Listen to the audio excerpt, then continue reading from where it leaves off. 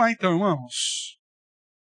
Vamos entrar no estudo aí sobre o Evangelho de João, né? Nós estamos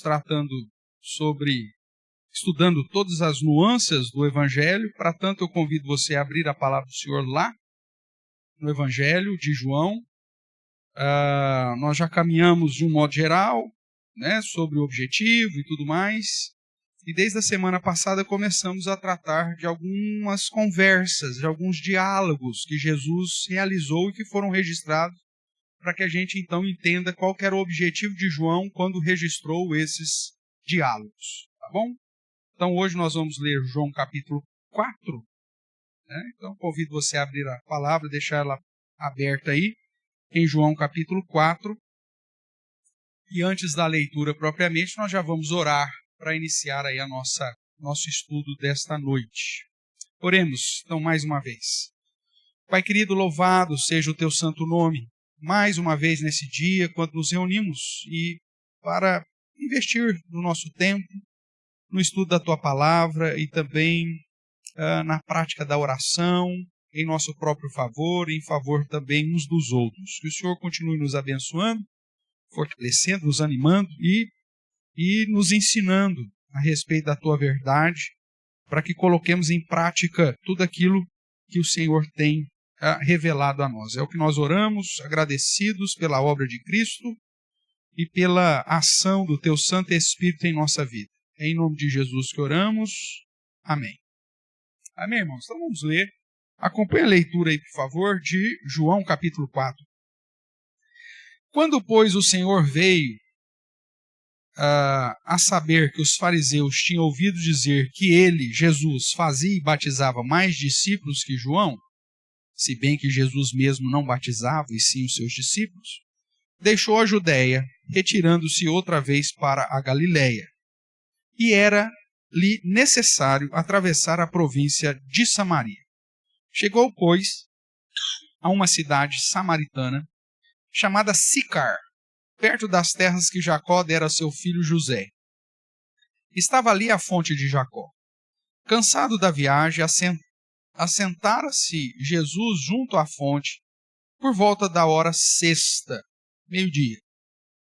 Nisto, veio uma mulher samaritana tirar água. Disse-lhe Jesus: dá-me de beber. Pois os seus discípulos tinham ido à cidade para comprar alimentos. Então lhe disse a mulher samaritana: como sendo tu judeu, pedes de beber a mim, que sou mulher samaritana? E aí João explica, porque os judeus não se dão com os samaritanos. Replicou-lhe Jesus: se conheceras o dom de Deus e quem é o que te pede, dá-me de beber, tu lhe pedirias e eu te daria água viva. Respondeu-lhe ela: Senhor, tu não tens como atirar, o poço é fundo, onde, pois, tens a água viva? És tu, porventura, maior do que Jacó, o nosso pai, que nos deu o poço, do qual ele mesmo bebeu, e bem assim os seus filhos e o seu gado? Afirmou-lhe Jesus: quem beber dessa água, tornará a ter sede. Aquele, porém, que beber da água que eu lhe der, nunca mais terá sede. Pelo contrário, a água que eu lhe der será nele uma fonte a jorrar para a vida eterna. Disse-lhe a mulher: Senhor, dá-me dessa água para que eu não mais tenha sede, nem precise vir aqui buscá-la. Disse-lhe Jesus: vai, chama o teu marido e vem cá. Ao que lhe respondeu a mulher: não tenho marido. E replicou-lhe Jesus: bem disseste, não tenho marido, porque 5 maridos já tivestes, e esse que agora tens não é teu marido, e isso disseste com verdade.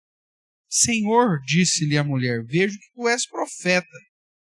Nossos pais adoravam nesse monte, vós, entretanto, dizeis que em Jerusalém é o lugar onde se deve adorar. Disse-lhe Jesus: mulher, podes crer-me que a hora vem quando nem neste monte, nem em Jerusalém adorareis o Pai. Vós adorais o que não conheceis, nós adoramos o que conhecemos, porque a salvação vem dos judeus.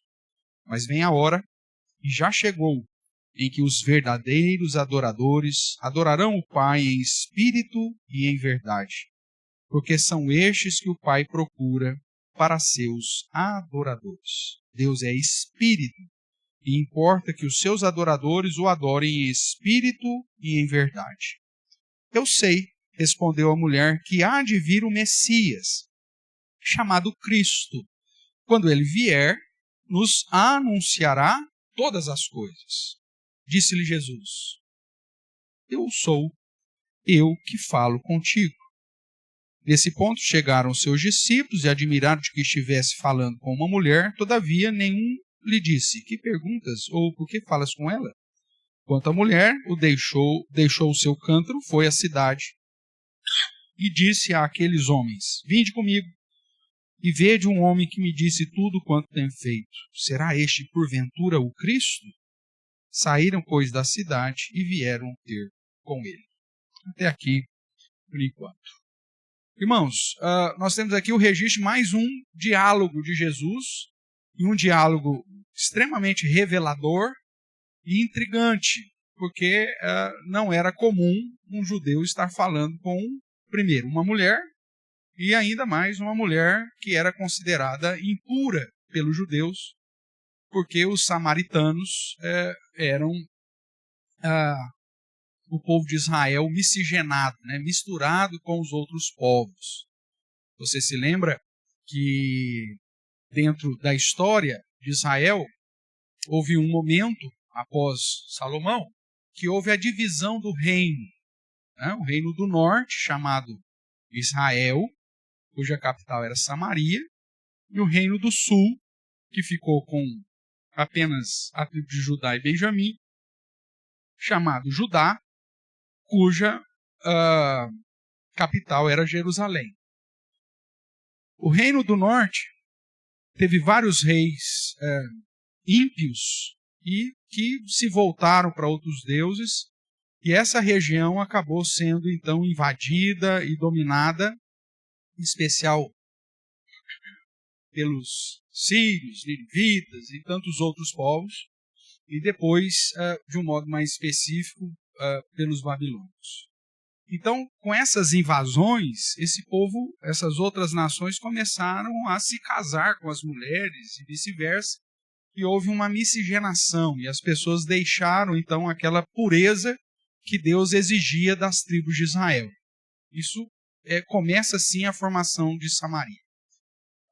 Judá só vai cair muito tempo depois, e aí com o exílio babilônico, que todo o Israel, inclusive Judá, foi levado, né, exilado,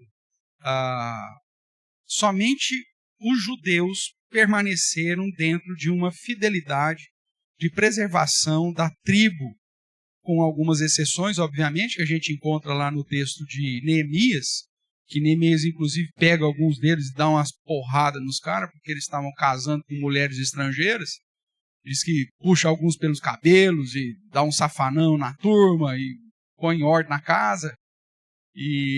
Mas além dessas exceções, você tem Judá se mantendo, de certa forma, fiel e preservando, inclusive, uma genealogia fiel para a manutenção, tanto do trono quanto do templo de Jerusalém, né, com os levitas. Mas o Israel, ou seja, o reino do norte, se miscigenou, misturou, e isso para o judeu, que era da tribo de Judá, foi uma grande blasfêmia, e por isso eles consideravam os do norte, ou seja, os samaritanos, esse povo mesclado, esse miscigenado, né, o mestiço, e que, portanto, como mestiço, eram considerados impuros, e por isso que o judeu não se dava com o samaritano, e o samaritano não tinha nem tanto acesso ao templo de Jerusalém. Tá? Então esse é o pano de fundo aqui, que faz desse diálogo, então, algo muito mais importante. Nós temos estudado, então, desde a semana passada, na aula 7, diálogos reveladores, é a primeira parte, né, dos diálogos reveladores. Nós vamos dar uma pausa depois que terminarmos aqui, para voltarmos para os sinais, que nós já mencionamos, o primeiro, por conta da sequência que aparece aqui no Evangelho, e aí depois a gente volta a tratar dos diálogos reveladores conforme eles forem aparecendo aqui no Evangelho de João. tratamos na semana passada dos diálogos, primeiro com os primeiros discípulos, e focamos de um modo específico o diálogo com quem mesmo? Nicodemos, né? Falando a respeito do novo nascimento, aquela coisa toda. E hoje, vamos na sequência, o capítulo 4 nos apresenta, portanto, esse diálogo de Jesus com a mulher samaritana. Como nós já temos estudado desde o início, nós vimos que o objetivo do Evangelho de João é registrar para todas as pessoas, não tem um destinatário específico, né? É para o mundo geral, para que os leitores conheçam quem Jesus é e vejam os sinais que Cristo fez, sinais que João separou, né? Com o objetivo de registrar, como ele diz aí em João 20:31, que estes sinais foram registrados para que creiais que Jesus é o Cristo, é o Messias, é o Salvador, é o ungido, o Filho de Deus, e para que crendo tenhais vida no seu nome. Então esse é o propósito do Evangelho de João.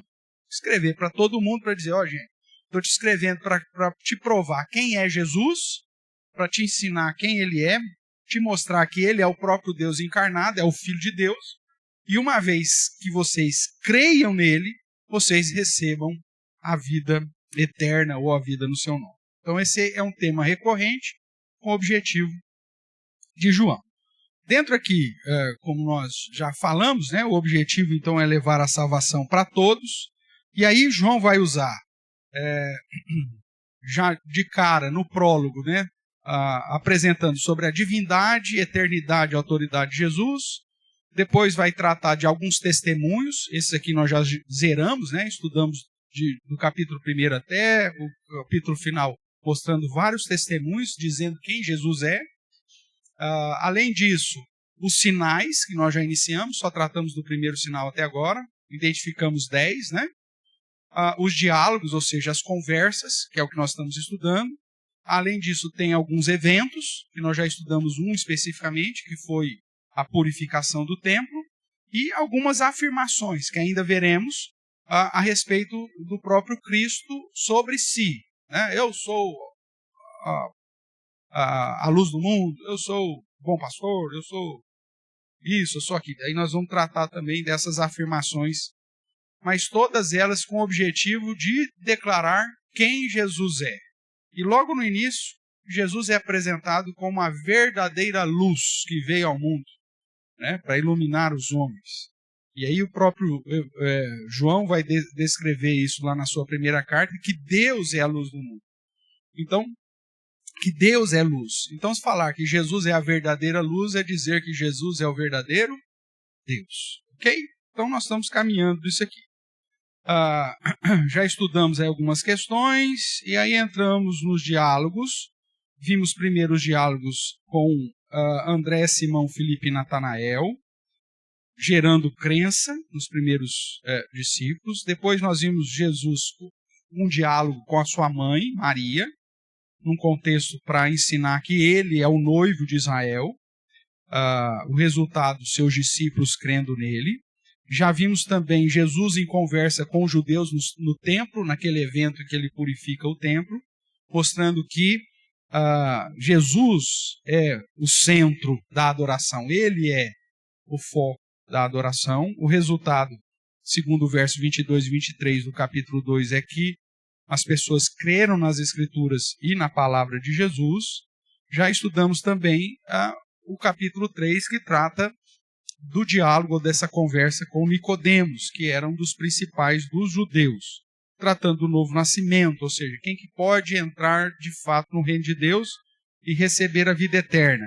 Vimos o que significa nascer de novo, estudamos isso mais a fundo, e vimos que o ensino, portanto, desse diálogo é que Jesus é a vida eterna, e que somente aqueles que nascem da vontade de Deus podem experimentar essa certeza em Cristo Jesus. Então, como resultado dessa conversa, nós temos a certeza de salvação para aquele que nascer de novo, ou seja, para aquele que crer em Cristo como o Deus encarnado e a fonte de vida eterna. Então, nós paramos aqui na semana passada. Hoje, então, nós vamos entrar aqui no capítulo 4, que já lemos, E vamos então tratar um pouquinho desse diálogo de Jesus com a mulher samaritana. E nós identificamos aqui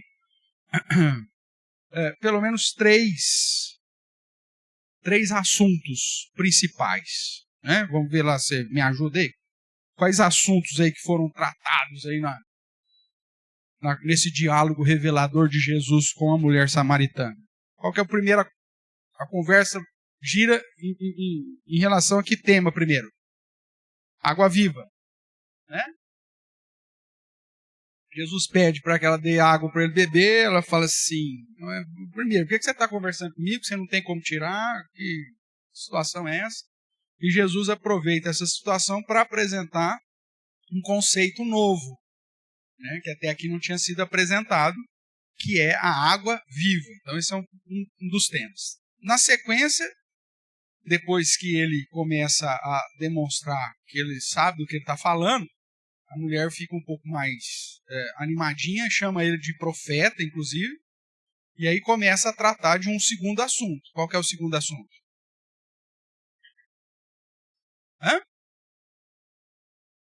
Não, antes disso.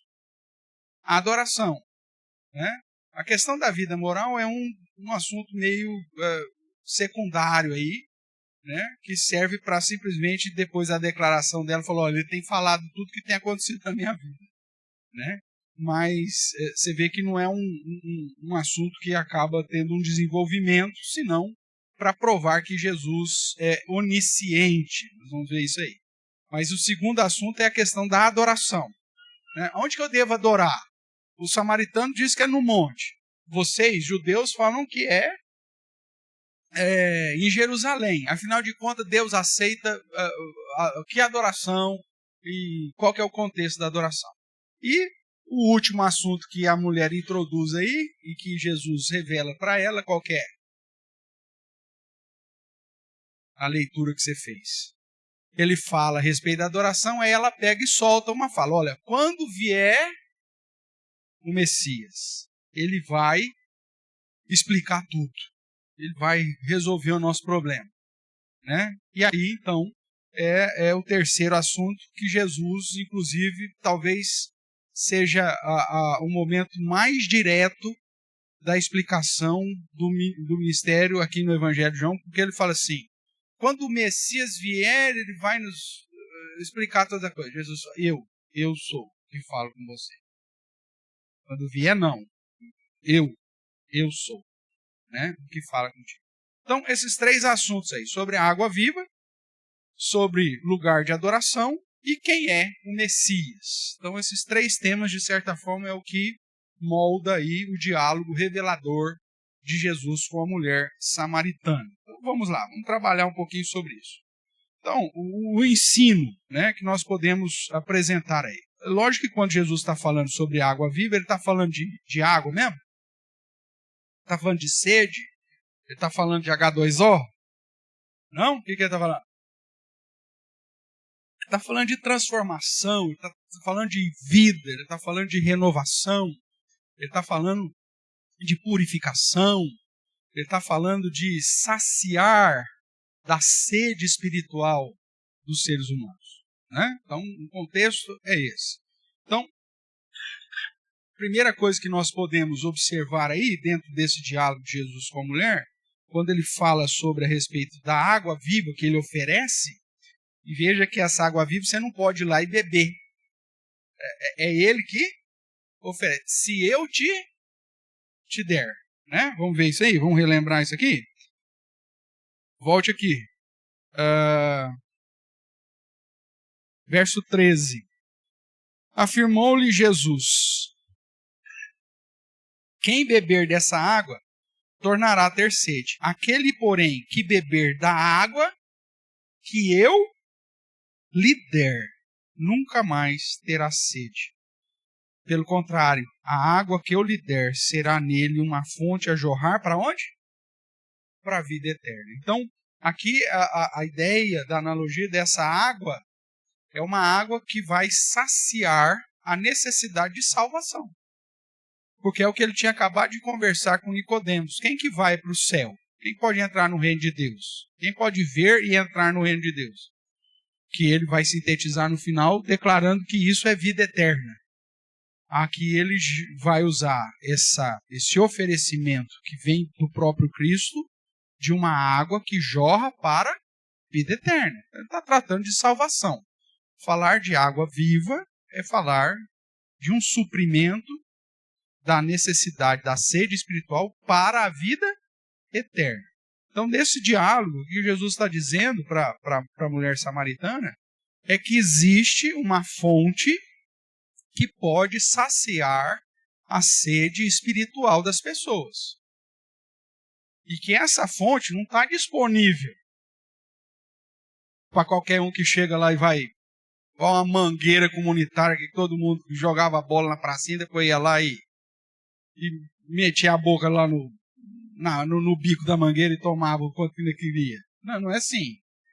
É uma fonte que vai saciar a sede espiritual, que vai conduzir para a vida eterna, mas é a fonte que ele vai dar. Mais uma vez, é reforçado no Evangelho de João que a salvação não nasce da vontade da carne, não nasce da vontade do sangue, não nasce da vontade do homem, mas da vontade de Deus, como ele disse lá no capítulo 1. Que aquele que receber a Cristo, ele não recebe porque quis, mas isso veio por conta da vontade de Deus. E é o mesmo tema que ele vai falar lá com Nicodemos, dizendo que aquele que nascer de novo, nasce do Espírito, e o Espírito sopra onde ele quer. E aqui, a água, uma nova analogia, a água como fonte para a vida eterna é uma água que não está aí disponível para qualquer um, cada um por si só ir lá e pegar e beber, mas é água que é oferecida e oferecida por alguém específico. Quando ele diz, quem beber da água que eu lhe der, esse terá a vida eterna. Então, esse diálogo revelador de Jesus enfatiza mais uma vez, que Jesus se revela como sendo a fonte de água viva que jorra para a vida eterna. Então, ele é a fonte. Ele é a essência que pode te conduzir a ser saciado espiritualmente e ter a plena certeza da sua salvação, que aqui é sinônimo de vida eterna. Não é a religião que vai te saciar isso. Não é nem a teologia que vai saciar isso. É Cristo Jesus. Né? É uma ação específica do Deus que veio, se tornou carne, para, como vai dizer Mateus, salvar os seus, livrar os seus dos seus próprios pecados. Então, a ação de Cristo é uma ação, como nós temos sempre falado, monergista, é uma ação única, mono, dele. A salvação é realizada do começo ao fim por Deus, o Deus triuno, onde o Pai determina, o Filho executa e o Espírito Santo aplica.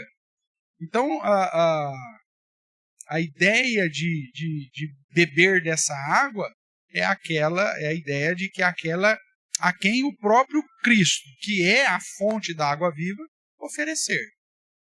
Né? Tem gente que você fala sobre a salvação e ela fala, não, eu não tenho essa sede, não. Está tudo bom do jeito que eu estou. Né?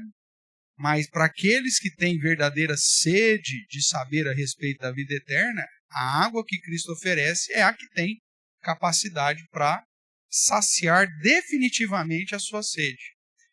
Isso é importante, irmãos, porque quando nós olhamos para a nossa vida individual, talvez seja a sua experiência semelhante à minha, que enquanto da sede espiritual e de uma procura em saciar as minhas dúvidas, os meus anseios a respeito da divindade, a respeito da verdade, você sai procurando poço para todo lado, né? Você vai para tudo quanto é religião. Eu lembro de que no meio da minha adolescência, quando essas questões começaram a fazer algum sentido para mim, e eu em dúvida, eu fui para o espiritismo kardecista, por influência inclusive da família do meu pai, para tentar entender a respeito da verdade. Não encontrei. Aí eu já tinha passado pelo catolicismo, né, por conta da influência da família da minha mãe, inclusive me envolvido com a igreja, com um grupo de jovens da igreja católica, para procurar a verdade, e na verdade só recebi ritualismos, uma liturgia vazia, explicações conflitantes. Aí depois falei, pô, então não está no catolicismo, não está no espiritismo, eu vou para as religiões orientais. Aí foi Sheshnoye, aí você vai lá e não é. Esse trem também, esse trem de ficar aí não é para mim, né? Aí o que você faz? Aí tinha um pai de um amigo que era Rosa Cruz. Vamos ver se a verdade está nesse Rosa Cruz. Não está nem na rosa, né, nem na cruz que eles pregam. Aí você vai, você procura, você vai. Aí talvez a única certeza que você tem é a mesma certeza que essa mulher tinha. Quem você, judeu, acha que você é melhor que Jacó, que nos deu esse poço, que ele mesmo bebeu, que os filhos dele beberam, e que o gado dele bebeu? O que você pensa que você é? Aí você fala, trem de procurar Jesus, esse trem não vai funcionar não. E aí então você fica nessa luta, correndo atrás de um poço para saciar. Até que um dia, a fonte vem até você. Não é você que vai até a fonte. Um dia, a água viva te encontra. Não é você que encontra a água viva. Né? E um belo dia, o verdadeiro evangelho te confronta. O evangelho da salvação. Não trata de religião, não trata de denominação, mas trata da verdade revelada nas Escrituras. E aí, aquele dia, você bebe daquilo que te é oferecido e aquilo simplesmente chega para você e fala, pronto, agora sim, agora estou saciado. E isso jorra, né? Uma fonte de vida, agora você está preenchido por essa água que te lavou, que te purificou, que te saciou. E aí você então tem condição de fazer justamente o que essa mulher fez. Sair falando para todo mundo, vem. Acho que encontramos o Messias, hein? Vem, porque esse homem falou tudo da minha vida. E aí depois você vai ver no contexto da história que há um diálogo ainda com o pessoal lá de Sicar, né, dessa aldeia. E aí muitos deles acreditaram em Jesus. O resultado sempre é o mesmo, né? Pessoas acreditando em Jesus como Messias. Então, o primeiro ponto aqui nesse diálogo revelador é mostrar que a fonte de vida eterna, de uma água viva que sacia, purifica, restaura, renova a sequidão do coração do homem está em Cristo Jesus. Não está em Jerusalém, não está no Monte da Samaria, não está no Poço de Jacó, mas está em Cristo, Deus encarnado. É isso que João quer nos ensinar. Ele é a fonte de vida eterna. Ele é a fonte de uma água que sacia profundamente o coração seco daqueles que estão sem Deus. E que mesmo que procuram, né, essa fonte, um dia, para serem saciados, precisam ser encontrados por ela e não o contrário. Tudo bem até aqui? Bom, depois, nessa conversa meio que secundária, né, que inclusive a Clarissa colocou, que é a sequência aqui, quando ela diz para Jesus no diálogo, né, Senhor, dá-me dessa água para que eu não mais tenha sede, nem precisa vir aqui buscá-la. Veja que a ideia dela ainda a respeito da vida, da água viva, não era uma compreensão clara. Ela achou que ela ia receber de uma água que ela ia ficar, de alguma forma miraculosa, nunca mais ter sede física, sede real. Né? E aí Jesus então fala, o seguinte, já que para eu te apresentar essa situação, para te responder o que isso de fato significa, chama lá o seu esposo. Aí ela pega e revela que ela não tem esposo. E Jesus desmascara, né, a história dela, porque na verdade ela já estava aqui no sexto, não é isso? Então vamos ver aqui o verso 15, né? Disse-lhe a mulher: Senhor, dá-me dessa água para que eu não mais tenha sede e nem precisa vir aqui buscá-la. Disse-lhe Jesus: vai, chama teu marido e vem cá. Ao que lhe respondeu a mulher: não tenho marido. Replicou-lhe Jesus: bem disseste, não tenho marido, porque 5 maridos já tiveste, e esse, ou seja, o 6º, que agora tens, não é teu marido, e isso disseste com verdade. Existe aqui um estudo, alguém, né, já falou a respeito dessa mulher, o fato dela ir na hora sexta tirar água, demonstra aqui uma vida social um tanto complicada, lembrando que o judeu conta o dia separando tarde e dia. Começa então às 6 horas da tarde, ao pôr do sol, começa a contar a noite, que já é do novo dia. O dia começa no pôr do sol, né? Então, por exemplo, se nós fôssemos usar aqui o calendário judaico, a nossa reunião de oração e o nosso estudo bíblico é na quarta ou na quinta? Para ele já é quinta-feira, tá?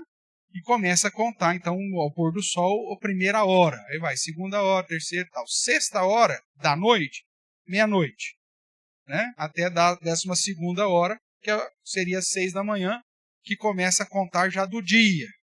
Então, começa às 6, 7, 8, 9, 10, 11, 12, meio-dia. Falar, então, de hora sexta, refere-se a dizer que era meio-dia. Quem que vai tirar água num contexto de Oriente Médio, meio-dia? Né? Alguém que realmente tinha lá sérios problemas sociais, né? Que muito provavelmente era desprezada pelo contexto social, e o que explica esse desprezo é justamente essa vida infeliz em relação aos relacionamentos que ela teve. Nós não temos detalhes, né? Se esses maridos todos já morreu, ou se abandonaram, se divorciaram, se foi só um ajuntamento, nós não temos detalhes. Mas o fato dela já ter tido 5 maridos, e agora está no 6º, que nem marido era, que provavelmente então foi um ajuntamento, né? Estava vivendo junto ali, já colocava essa mulher dentro do contexto da época, dentro de uma situação difícil de convívio social, né? Muito provavelmente ela tinha poucas amigas. Tanto que quando ela resolve voltar para a aldeia para contar o que Jesus está falando com ela, ela conta para os homens, né? Ela chama todo mundo, obviamente, mas você vê que o contexto das pessoas que depois vêm conversar com Jesus, e é os homens que falam: nós já não cremos por aquilo que ela disse, mas por aquilo que nós ouvimos. Você vai ver lá no final. Então, muito provavelmente, quando ela vem, ela fala de um modo geral. Porque uma mulher dessa era, mesmo no contexto de Samaria, era desprezada pelo fato do seu contexto social. Tudo bem? Mas, independente disso, só mostra o tamanho da sede espiritual que essa mulher tinha. Mas, ainda fazendo um pouco mais do raio-x dela, você vai ver que, apesar de todo esse contexto social complicado, conturbado, né, e pode ser que bem possivelmente não foi nem culpa dela, porque dentro do contexto, se fosse uma situação de adultério da parte dela, ela não estaria nem aqui para buscar água, né? A própria lei já mandava apedrejar. Então, muito provavelmente, foram situações causadas pelos próprios maridos, ou de abandono, de alguma coisa. Mas você vê que, apesar desse contexto social de isolamento, ela tinha preocupações espirituais. Tanto que, na sequência, quando Jesus, então, desmascara a realidade social dela, ela imediatamente reconhece que Jesus era um homem especial, era um homem santo, a quem ela chama de profeta. Então veja aí o verso 19. Senhor, disse-lhe a mulher, primeiro chama, né? Respeitou, vejo que tu és profeta. E aí ela continua o diálogo, apresentando agora uma dúvida sincera dela quanto à adoração. O verso 20 diz: nossos pais adoravam nesse monte. Vós, quando vós, referindo-se ao judeu, né? Jesus é judeu, entretanto dizeis que em Jerusalém é o lugar onde se deve adorar. Então veja, ela tinha questões teológicas no seu coração, né? E querendo ou não, irmãos, mesmo as pessoas que estão aí nesse turbilhão da vida, às vezes levando o caldo do mar da existência, né? E rodando aí com tantos problemas, com tantas circunstâncias, em algum momento da alma existe um questionamento teológico. Em algum momento na vida essa pessoa ela deve parar e pensar, mas gente, será que é só isso aqui mesmo? Quando morre um ente querido, fala, mas será que, e agora? O que será que está acontecendo com ele? Será que é isso mesmo? A gente só vai virar pó e vai virar fertilizante para laranjeira? Como vai ser? As pessoas, em algum momento da vida, vai ter um questionamento teológico. Quem é Deus? Será que eu tenho que adorá-lo? Aonde eu devo adorá-lo? Como que eu posso agradá-lo? Como que eu posso receber a salvação? Então, a realidade dessa mulher, que João faz questão de registrar esse diálogo para provar que a salvação ela está disponível em Cristo Jesus a qualquer pessoa, de qualquer classe social, de qualquer contexto de vida, né?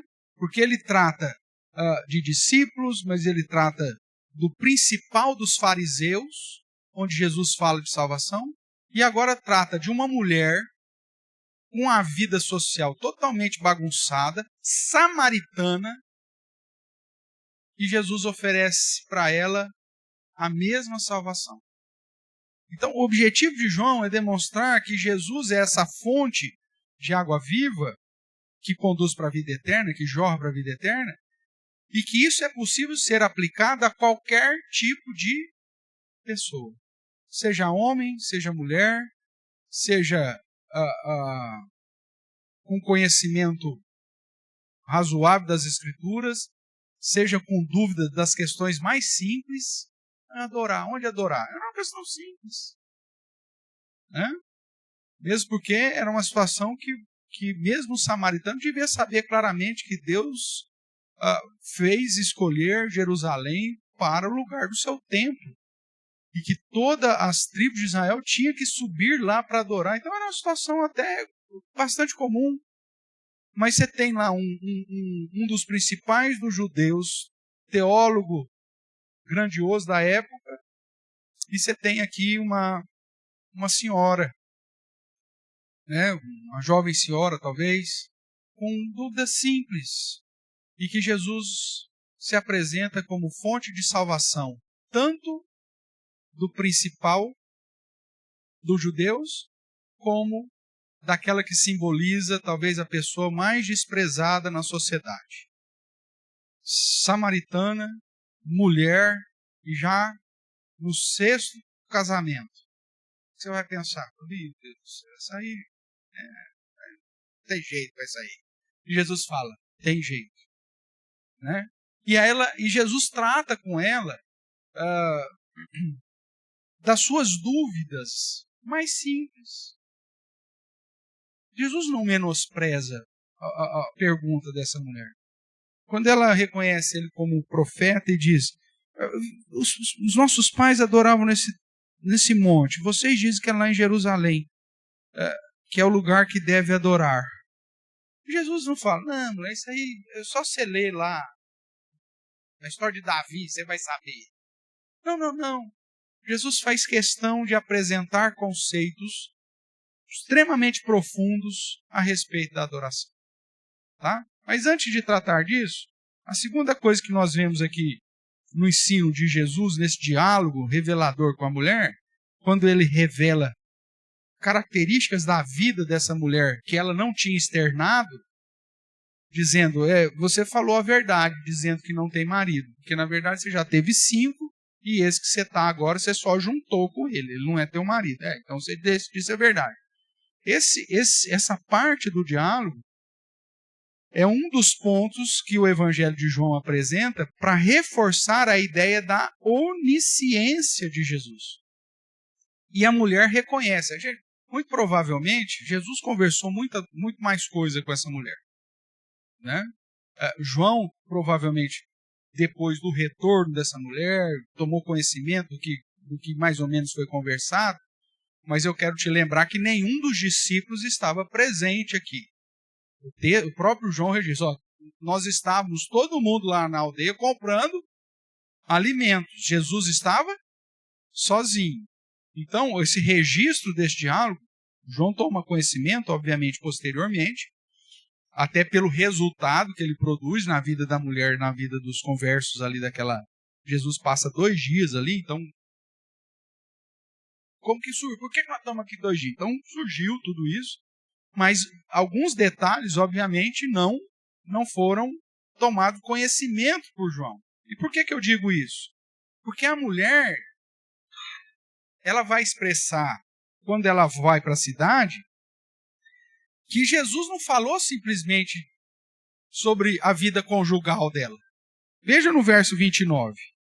A mulher falando assim, e veja que é falando aos homens, né? O verso 28 diz, quanto a mulher deixou o seu cântaro, veja que ela nem se preocupou mais em pegar água, foi à cidade e disse àqueles homens, vinde comigo e vede um homem que me disse tudo quanto tenho feito. E ela afirma e questiona ao mesmo tempo.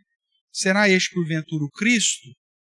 Então, essa fala da mulher demonstra que no diálogo com Jesus, a onisciência de Jesus não se resume ao fato dele ter tratado da questão do relacionamento conjugal dela. Mas ele tem me falado tudo o que eu tenho feito. Então, isso expressa que no diálogo, Jesus demonstrou um conhecimento, talvez, de detalhes, né, a respeito da vida dessa mulher. Como o Evangelho de João faz questão de provar. Jesus, sendo Deus encarnado, ele não perde em absolutamente nada, nenhum dos atributos divinos, e não pode ser diferente disso. Perdão. E o Evangelho de João tem como objetivo demonstrar isso. Lembra da situação de Natanael? O que Jesus vai para ele e fala assim, eu te vi debaixo da figueira. Vai saber lá, Jesus, meu Deus do céu, o que esse homem estava fazendo lá debaixo? O que esse homem estava pensando? Você estava comendo uma fruta? Você estava, sei lá, imaginando alguma coisa? E aí Jesus olha para o cara e fala assim, eu te vi debaixo da figueira. Olha que coisa louca. Isso demonstra toda a onisciência do Senhor, né? Então, com Natanael, Jesus vai dizer assim, eu te vi debaixo da figueira. Eu te vi quando estava debaixo da figueira. Nós não sabemos o detalhe. Talvez você possa perguntar o dia que você chegar lá, você procura Natanael e fala assim, meu amigo, o que você estava fazendo debaixo daquela figueira? Né? Mas o fato de Jesus ter dito aquilo mudou a cosmovisão plena de Natanael ao ponto que ele reconhece Jesus como o Deus verdadeiro. Né? Se você voltar aí para o capítulo 2, você vai ver Natanael dizendo assim, verso 49 do capítulo 1, na verdade. Capítulo 1, verso 49. Então exclamou Natanael, mestre, tu és o Filho de Deus, tu és o Rei de Israel. Então, a confissão de fé desse homem foi tão somente porque Jesus falou, eu te vi debaixo da figueira, que demonstra o fato da onisciência de Jesus, que é reforçada aqui no episódio da mulher samaritana, que declara, é registrada a ideia de que ele sabia que ela estava já no 6º marido, mas que na expressão dela, ele tem me dito tudo quanto tem feito, mostra o conhecimento pleno, perfeito de Jesus, de todos os detalhes.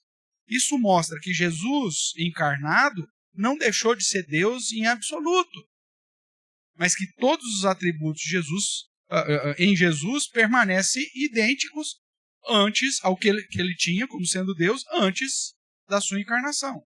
Então o diálogo revela também que Jesus como o Deus onisciente sobre toda a vida daquela mulher. Isso dentro do contexto e da amarração que o Evangelho de João traz, aponta para nós que Jesus, como o Messias, como o Filho de Deus, é o próprio Deus encarnado e que não perdeu absolutamente nem 1% sequer de todos os seus atributos divinos. E isso é essencial, porque se Jesus tivesse deixado ou diminuído qualquer atributo divino, ele deixaria de ser Deus. Se deixou de ser Deus, não serve para nós. E essa é uma doutrina, portanto, que a gente tem batido já nesses últimos anos, né? Em especial durante o meu ministério, sempre tem chamado a atenção, porque a igreja, inclusive protestante, dita reformada, em muitos momentos, pregadores de grande renome, acabam, não é um deslize, talvez, de um conhecimento histórico, tal, é um deslize teológico, é um deslize que não pode acontecer. Porque se a gente está pregando um Jesus cuja divindade está diminuída por conta da sua encarnação, então ele não foi suficiente para pagar pelos nossos pecados. Isso não é verdade, isso não pode acontecer. O contexto aqui dessa mulher samaritana prova mais uma vez que Jesus conhecia tudo o que tinha acontecido na vida daquela mulher, por conta da sua onisciência. Aí caminhando, além de revelar a onisciência de Cristo, então como nós vimos, ele vai começar a tratar da situação da adoração. E aí Jesus trata isso com muito carinho. E vai trazer algumas questões reveladoras que você não vai encontrar em nenhum outro evangelho. Que é a ideia, mais uma vez, que até para adorar, você precisa de Deus. Né? Observe aqui o texto. Verso 21. Disse-lhe Jesus, mulher, podes crer-me que a hora vem, quando nem neste monte, nem em Jerusalém adorareis o Pai. Jesus está falando que essa ideia de ter um centro de adoração será desfeito. Ninguém precisa... sinceridade, irmãos, me permita aqui. Não é, como que eu posso dizer, dor de cotovelo? Não é isso. Não é inveja. Não, talvez não seja... Não é porque me faltou dinheiro. Eu também acho que não é isso. Mas é estranho você ver pessoas que não investem 1 centavo para o avanço do Evangelho, gastar uma grana violenta para ir para Jerusalém, para ser batizado no Rio Jordão. Já foi aqui, mas vai lá, vai ser batizado no Rio Jordão. E para ir lá no Muro das Lamentações do templo. E aí, o miserável ainda volta e fala assim, nossa, mas eu senti uma presença. Presença da sua próprio ego.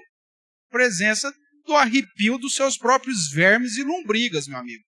Porque a presença de Jesus e a presença de Deus dentro da adoração, não existe mais um centro absoluto de adoração, ô seu Zé Ruela. Pega esse dinheiro que você vai gastar para você fazer uma viagem lá com o Hernandes de Aló para Jerusalém, para conhecer os pontos lá, e investe para alcançar um povo não alcançado, para investir na tradução de uma Bíblia. É um egoísmo de tamanha proporção que olha, tem hora que você fala assim, não é possível. Ai, mas olha, eu andei nas ruas que Jesus andou. Primeiro que você não está andando nas ruas que Jesus andou. As ruas que Jesus andou deve estar uns 15 metros para baixo daquilo que está lá, por conta das reformas que aconteceram, das guerras, dos tumultos, de tudo mais, né? Inclusive, se você quiser aí, arqueologicamente falando, por conhecimento seu, você tem condição de descer nas profundezas de Jerusalém, e aí você vai ver realmente, provavelmente, as pedras que Jesus tem andado, que tem escavações nesse sentido. Agora, o resto, que você está vendo ali, superficialmente, não tem nada a ver com isso. Aí chega lá, tem aquelas situações, né, da tradição. Ah, aqui aconteceu isso, aqui Jesus fez aquilo, aqui não sei o quê. E a pessoa, eu quase fui para o céu ali. Eu senti, eu vivi, eu não sei o quê. Meu amigo, vem na reunião de oração de quarta-feira, né? Começa por aí que você vai sentir muito mais a presença do Senhor do que você gastar. Eu não sei nem quanto custa. Mas aí tem pastores, inclusive conhecido meu, que o cara vive de guia turístico, cara. Ô miserável, você que vai me ouvir isso aí, talvez, que é gravado, você foi chamado por Deus para ser pastor de almas e de ovelhas, seu Zé Ruela. Não para você ficar levando véia caduca e homens que estão sobrando dinheiro para ficar passeando em Jerusalém, meu amigo. Faz um projeto para evangelizar os judeus em Jerusalém. Não, mas aí isso ninguém faz. Agora, para passear, para levar a turma para batizar no Jordão, aí você tem 300 pastores fazendo isso. Sabe por quê? Porque além dele ganhar a passagem de graça, ele tem um troco que ele ganha da agência de viagem que vai vender a passagem para você e vai vender mais cara para você para pagar a passagem do pastor e a grana que o pastor vai levar, né, para ter isso. E aí o pessoal fala, nossa, que coisa linda. Irmãos, Jerusalém, para o contexto de cristianismo, é igual Bueno de Andrade. É igual a Curritela que tem aí perto da sua região. A sua adoração em Jerusalém não é mais especial do que a adoração que nós fazemos aqui aos domingos, ou que nós fazemos debaixo da mangueira, lá no sítio do irmão Zé das Contas lá. Porque não há mais um centro de adoração. Jesus é o centro da adoração. É isso que Jesus ensina para essa mulher.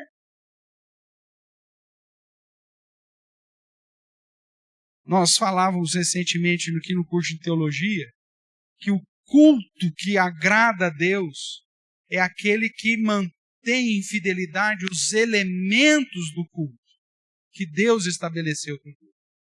Só que as pessoas, elas procuram igrejas para adorar, não pautada nos elementos do culto. Elas procuram igrejas para adorar pautada nas circunstâncias do culto. Eles invertem o padrão bíblico.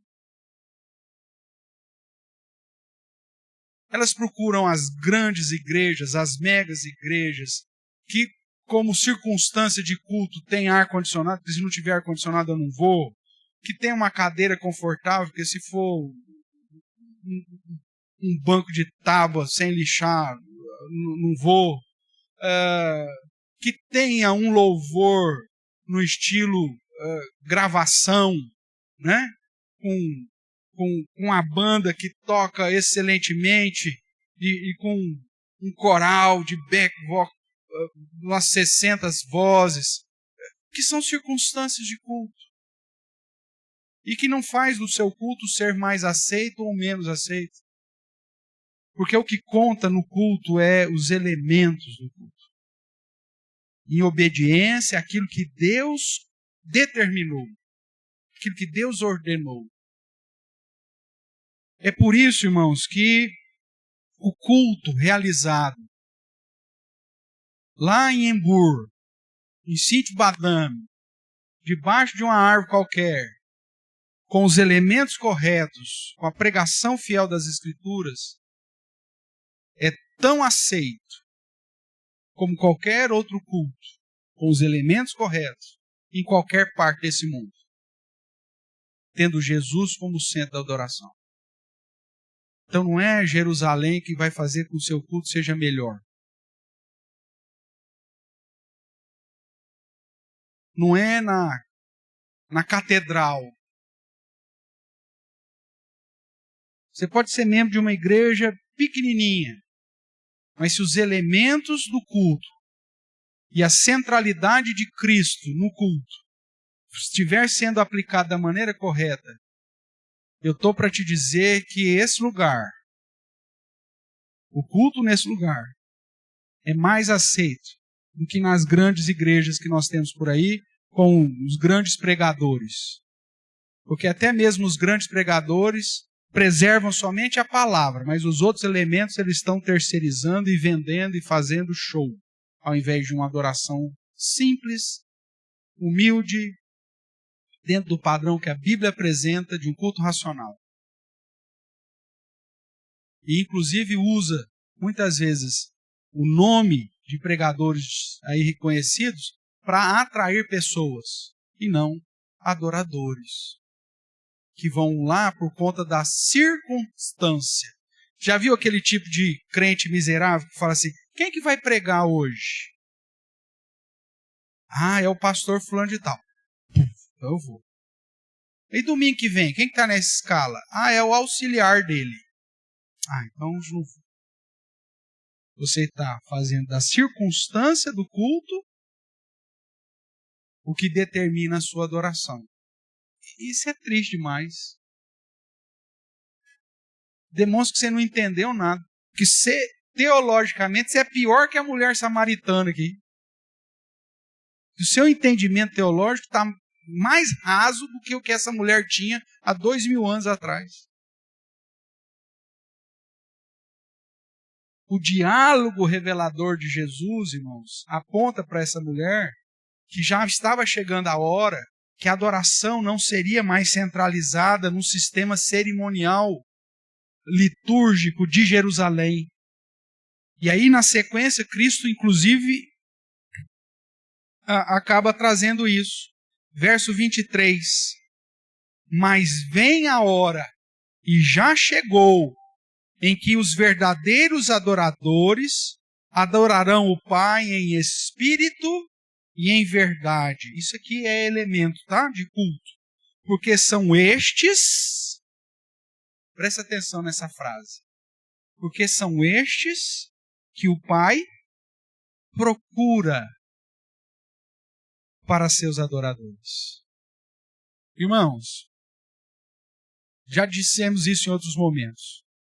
O culto é a associação da oferta correta, os elementos corretos do culto, com o coração correto do ofertante.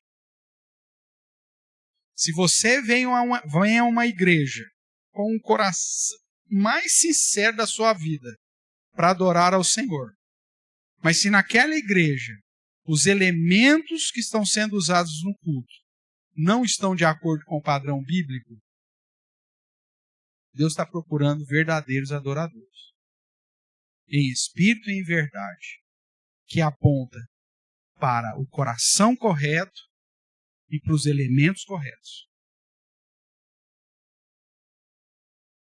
Você pode ter a inclinação mais correta do seu coração, mas se você está adorando da forma errada, uma igreja que deturpou os elementos do culto, você vai me desculpar, meu amigo. Você pode até estar adorando em espírito, mas não está adorando em verdade. E Deus está procurando os adoradores que adoram em espírito e em verdade. Esse é o ensinamento. Agora, se você vem a uma igreja que zela pelos elementos que Deus ordenou na Bíblia, porque esse é o princípio regulador do culto. Eu não faço aquilo que eu quero, eu não faço aquilo que Deus não proibiu, mas eu só faço aquilo que Deus ordenou. Então, se você vem numa igreja que tem esse padrão para a realização do culto solene, e você vem com o coração como ofertante correto, é esses que o Pai procura para ser seus adoradores. E aí você pode dizer que seu culto foi aceito.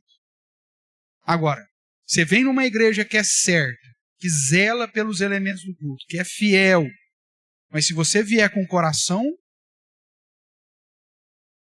fora do padrão, não é porque os elementos do culto estão certos que o seu culto vai ser aceito. É a somatória. É em espírito e em verdade. É o ofertante com a postura correta e a oferta com a postura correta. Foi isso que determinou Deus aceitar a oferta de Abel e rejeitar Caim e a sua oferta. Já tenho falado e repetido que dentro da minha postura teológica, a oferta de Caim não era o problema. Porque depois na lei cerimonial Deus aceita o fruto da terra. E que o termo primícias, no caso de Abel, não desqualifica a oferta de Caim. Na verdade, o termo primícias para a oferta de Abel qualifica a oferta de Abel.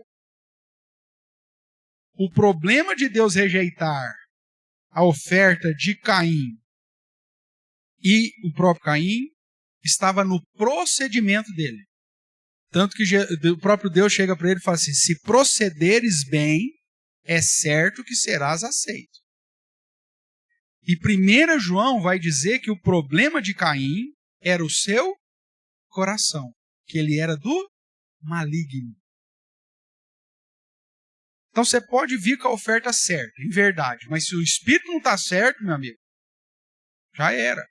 O que Jesus está reforçando aqui e ensinando para essa mulher é que o elemento, a circunstância do culto ia mudar. O templo ia mudar.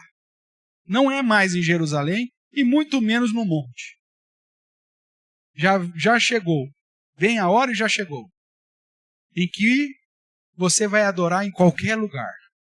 Só que você vai adorar em qualquer lugar desde que seja em espírito e em verdade. Então, para com esse negócio. Não, eu vou para Jerusalém porque lá minha adoração chega mais perto do céu. Não tem nada a ver. Se você quiser passear em Jerusalém, então fala, eu vou passear em Jerusalém. Não tem problema nenhum. É um direito seu. O dinheiro é seu, você faz o que você quiser.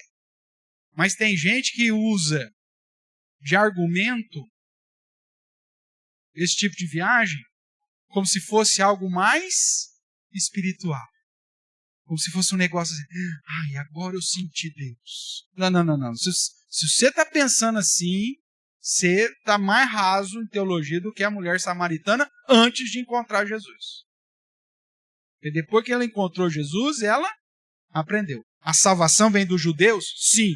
Jesus era judeu. Mas Deus procura adoradores que o adorem em espírito e em verdade.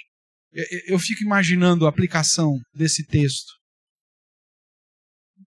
no momento que nós nos reunimos para adoração no culto solene. E aí onde a minha função como pastor da igreja, tendo a responsabilidade de ser o guardião da liturgia, de fazer com que os elementos do culto sejam aplicados com zelo e fidelidade. Inclusive um dia, quando a bagunça estava para se instalar no culto público, e eu intervi, fazendo com que o povo parasse, com aquela prática que não condizia com a adoração do Senhor naquele momento, né? Fui duramente criticado, vocês sabem do que eu estou falando. Mas é minha função, cara. E o meu papel é como sendo o guardião do culto, te conduzir a adorar ao Senhor segundo os elementos que Deus estabeleceu para o culto. Só que ao mesmo tempo, se o culto está correto, se está em verdade, se está feito dentro do padrão da revelação, porque a verdade é a palavra de Deus. Se os elementos estão corretos, eu fico imaginando Deus passando pelo culto, procurando aqueles que em associação à verdade estão adorando em espírito, se de fato de coração, se estão procedendo corretamente. Esse ensinamento para a mulher é algo fantástico, irmãos. Porque Jesus se revela como aquele que inaugura um novo tempo de adoração onde Ele é o centro. Por isso que o culto é chamado de um culto cristocêntrico, onde Cristo é o centro. Mas não no sentido que você tem que ficar falando Cristo, Cristo, Cristo, Cristo toda hora, mas que todos os elementos do culto apontam justamente para a obra redentiva que Ele realizou. Para que apontam para a verdade, que é o próprio Cristo, mas que também é a palavra. Porque Cristo é o Logos encarnado, a palavra. O próprio João vai dizer, na oração sacerdotal, Jesus dizendo, Pai, santifica-os na verdade. A tua palavra é a verdade. Então, o culto, para ser em verdade, tem que estar em Cristo e de acordo com os elementos determinados por Deus na palavra. Então, às vezes, você vai com o coração lá pronto para adorar o Senhor, mas se o pastor não tem o zelo e faz aquele culto com elementos totalmente contrários à verdade revelada das Escrituras, lamento te dizer, meu amigo, mas seu culto não está sendo aceito. Como de Caim. Como de Caim. Porque é a somatória entre a oferta e o ofertante. Esse é o ensino que Jesus traz para essa mulher. Tudo bem até aqui? Então, para de espiritualizar uns negócios que não tem que espiritualizar e comece a tratar daquilo que realmente precisa ser tratado como demonstração da sua fidelidade. Se você é um verdadeiro adorador ao Senhor, o culto precisa ser levado com mais zelo, com mais compromisso, com mais dedicação, com mais amor. Você vem na igreja por peso, puxa vida, tem que ir, vai. Se for um cumprimento de uma responsabilidade semanal, simplesmente, porque senão o pastor vai pôr uma mensagenzinha antes de começar a reunião de oração, puxando a língua e a orelha de todo mundo. Se o motivo é esse, você está perdendo tempo, meu amigo.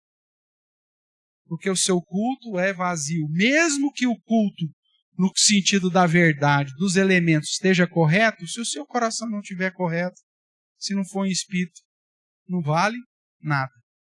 E Deus está procurando os verdadeiros adoradores. Somatória. Oferta e ofertante. Ok? E ainda, depois dessa situação toda, desse ensino maravilhoso, ele vai dizer que Deus é espírito, importa que seus adoradores o adorem em espírito e em verdade.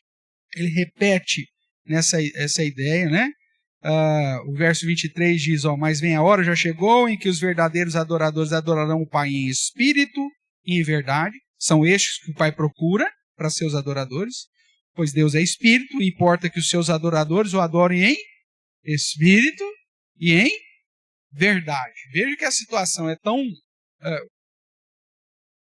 importante que há repetição. Toda vez que você vê no sistema literário judaico de repetição, é porque a ênfase é de importância.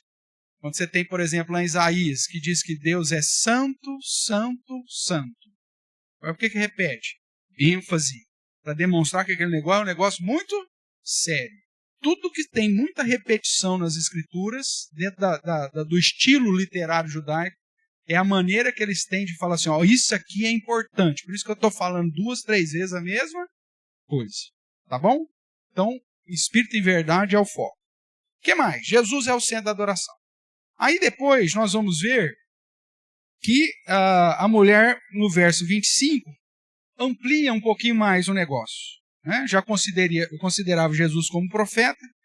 Aí ela, então, depois de tratar de um assunto basicamente comum da vida religiosa, que era a adoração, ela sobe um pouquinho o sarrafo, né?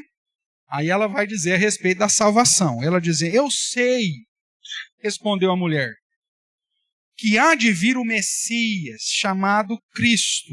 E quando ele vier, nos anunciará todas as coisas. E aí você tem a revelação mais clara desse diálogo a respeito de quem é Jesus. Quando ele diz, disse-lhe Jesus, eu o sou, eu que falo contigo. Jesus se apresenta claramente como sendo o Messias prometido que havia chegado. Né? Então, no diálogo, Jesus se revela como o Messias, o Salvador do mundo. Por que o Salvador do mundo? Porque é isso que o contexto aqui vai dizer. Se você olhar lá no verso 26, Ele diz, eu sou o que fala contigo, eu sou o Messias. Aí vê o verso 42. Vou ler o 39, tá? Muitos samaritanos daquela cidade creram nele em virtude do testemunho da mulher que anunciara. Ele me disse tudo quanto tenho feito.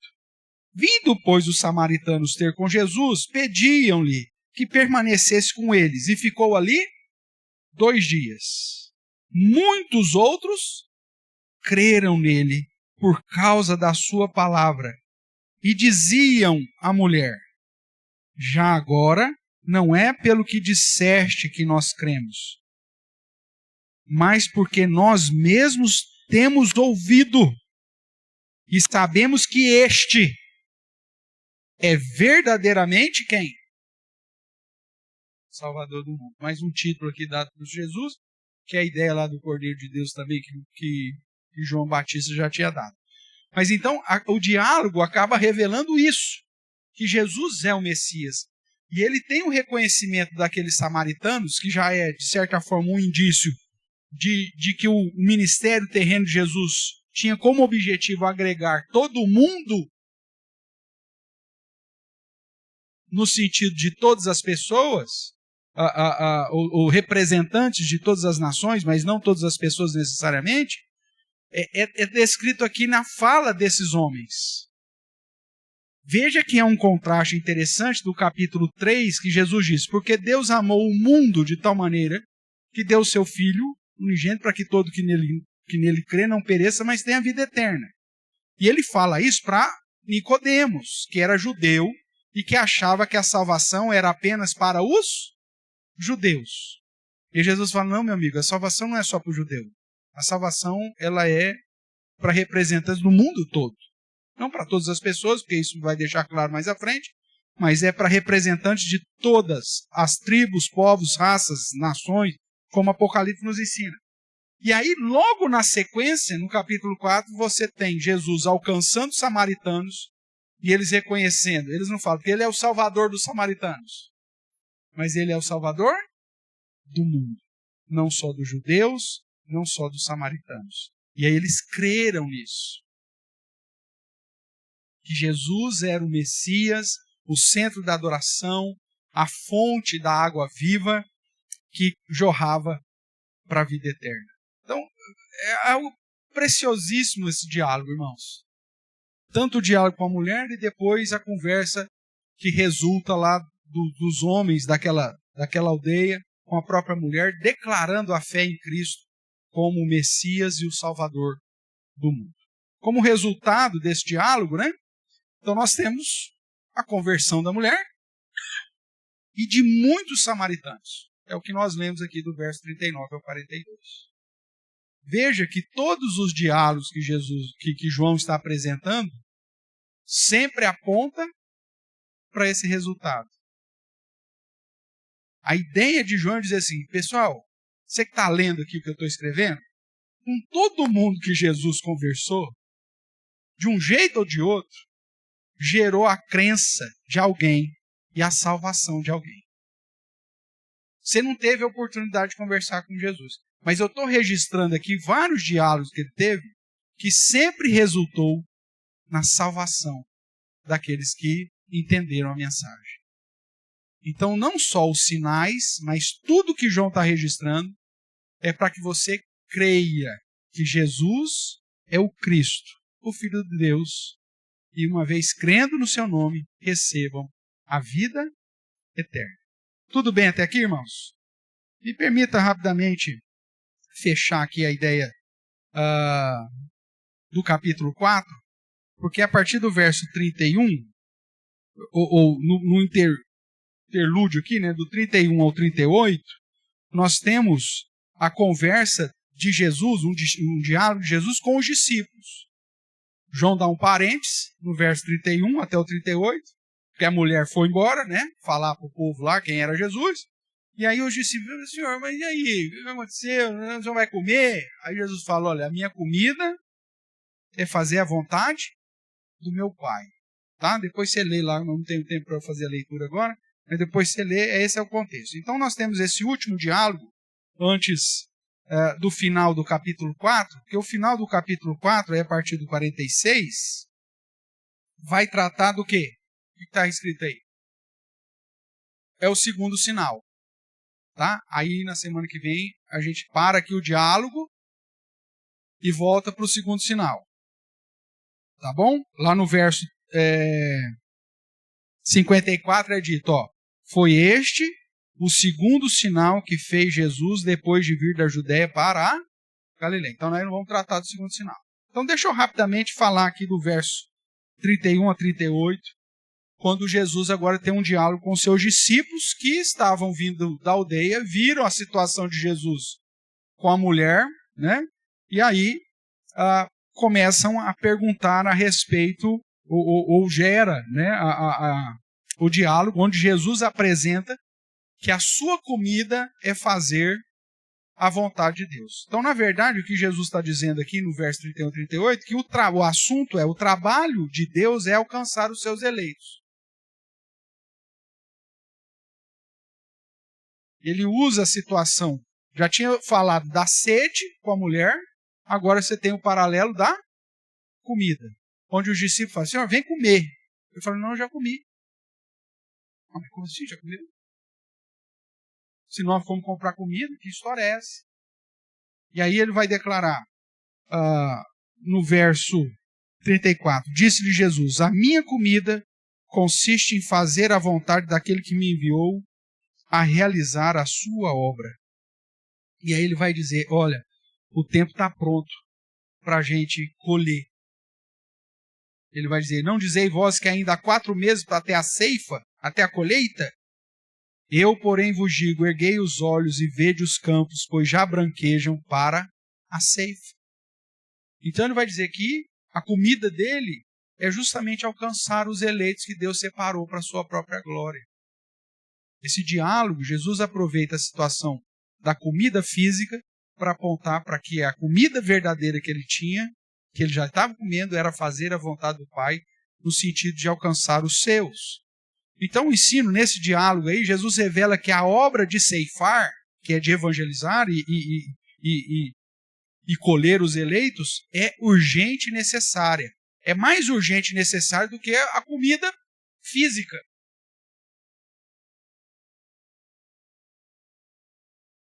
Isso aqui exalta, irmãos, a ideia da urgência, da prioridade, da nossa responsabilidade em pregar o evangelho para as pessoas.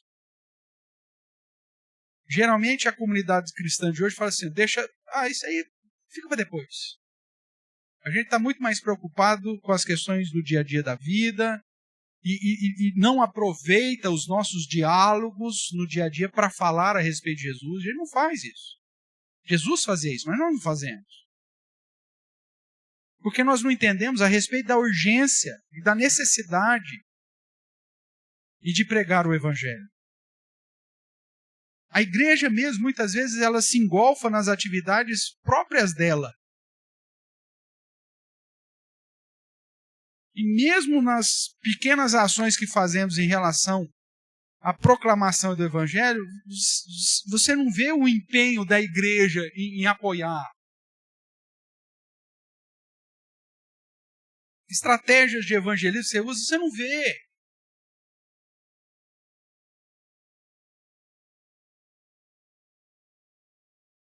A gente não estabelece estratégia para cumprir a vontade do Pai. A gente não coloca Jesus nos diálogos que nós temos.